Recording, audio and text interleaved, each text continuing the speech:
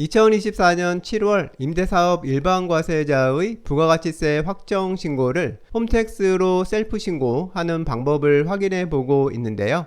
이번 영상은 두 번째 파트고요. 앞부분은 이 영상 끝에 링크해 두었습니다. 지금 보시는 화면은 2024년 7월 홈택스 신고 화면이고요. 신고서 작성을 이어가 보겠습니다. 이제 신고 내용 서식을 작성할 차례인데요. 우선 이번에 신고할 매출 내역을 작성합니다. 2024년 1월에서 6월 사이에 발생한 매출을 입력하면 되는데요. 과세표준 및 매출세액 상자에서 과세 세금계산서 발급분 항목에 있는 작성하기를 클릭하고요. 그러면 매출처별 세금계산서 합계표를 입력하는 화면이 나오고요. 신고 대상 기간 동안에 월세 받은 것에 대해서 전자세금계산서를 발급한 경우에는 위쪽 상자 부분에, 그리고 종이세금계산서를 발급한 경우에는 아래쪽 상자 부분에 해당하는 내용을 입력해 주면 됩니다. 임대 중인 상가 한 곳에서 매달 100만원을 받고 6개월간 월 1회 전자세금계산서를 발급했었다면 지금 화면처럼 입력해 주면 되고요. 세액은 자동으로 계산돼서 입력됩니다. 전자세금계산서를 발급한 경우에는 이 부분 입력을 더 쉽게 끝낼 수 있는데요. 전자세금계산서 자료 조회 버튼을 클릭해서 신고 대상 기간 동안 발급한 전자세금계산서 내역을 확인해 보고 간단히 입력할 수도 있는데요. 확인한 내용이 모두 맞으면 팝업 창을 닫고 전자세금계산서 불러오기를 클릭해서 한 번에 입력을 끝낼 수도 있습니다. 종이 세금계산서로 발급한 내역을 입력하는 방법은 지금 카드 영상에서 참고해 보시면 도움이 되실 겁니다.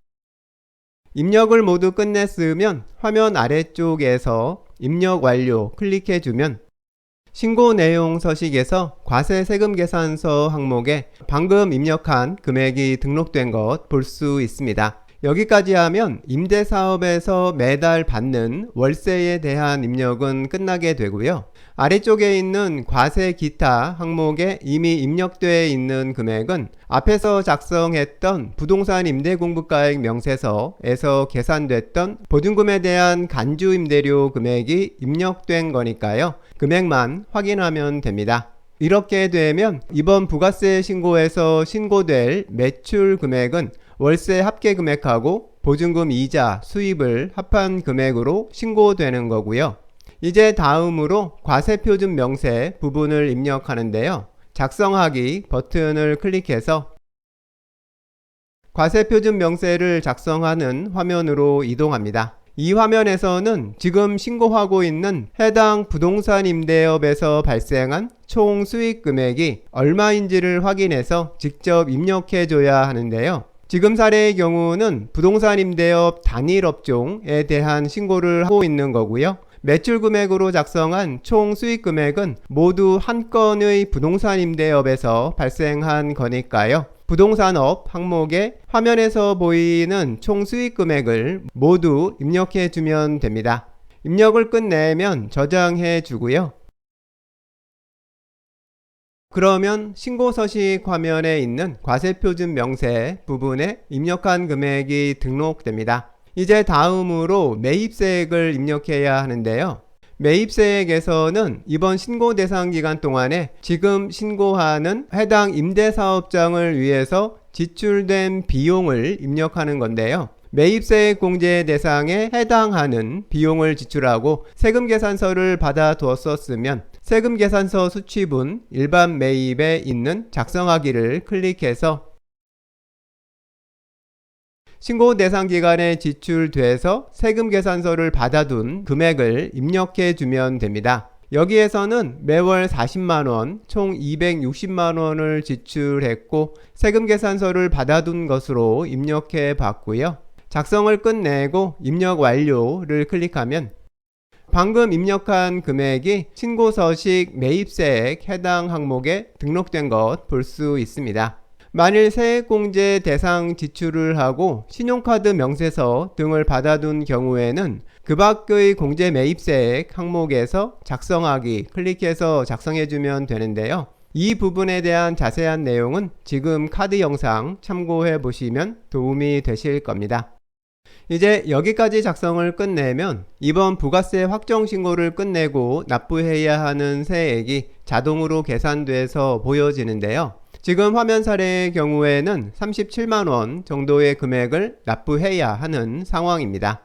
이 금액은 매출세액 부분에서 작성한 총 수익금액의 10%에 해당하는 매출세액에서 매입세액에서 작성한 총 매입금액의 10%에 해당하는 매입세액 금액을 빼준 금액이 됩니다. 이제 다음으로 경감 공제세액을 입력해야 하는데요. 그 밖의 경감 공제세액에 있는 작성하기 클릭해서요. 새로 나온 화면에서 부가가치세를 홈택스로 신고하는 것에 대해서 세액공제 1만원 받는 것 이미 입력되어 있는 것 확인하고요. 다음으로 매월 월세를 받고 세금계산서를 전자세금계산서로 발급한 건에 대한 전자세금계산서 발급 세액공제를 작성하는데요. 신고 대상 기간 동안에 내가 발급한 전자세금계산서 내역을 먼저 조회해 보고요. 발급 건수를 직접 입력해 주면 공제 금액이 자동 계산돼서 입력됩니다. 경감공제세액 화면에 공제받을 금액이 등록된 것 확인하고요. 신고 내용 서식에서 경감공제 금액 합계가 등록된 것 확인해 줍니다. 여기까지 하면 신고 서식 작성이 모두 끝난 거고요. 세액공제까지 적용돼서 신고서를 제출하고 나서 납부해야 하는 부가세 금액을 확인할 수 있습니다. 화면을 아래로 내려서 신고서 입력 완료 버튼을 클릭해 줍니다. 이제 신고서 작성은 모두 끝났고요. 이번 화면에서는 신고서에 작성된 주요 금액들을 다시 한번 확인해 보고요. 최종 납부할 금액도 꼼꼼히 확인해 봅니다. 금액이 맞지 않으면 앞으로 돌아가서 신고서를 다시 작성해서 본인이 신고하려는 금액이 맞도록 다시 작성해야 하고요. 금액이 모두 맞으면 신고서 제출하기 버튼을 클릭합니다.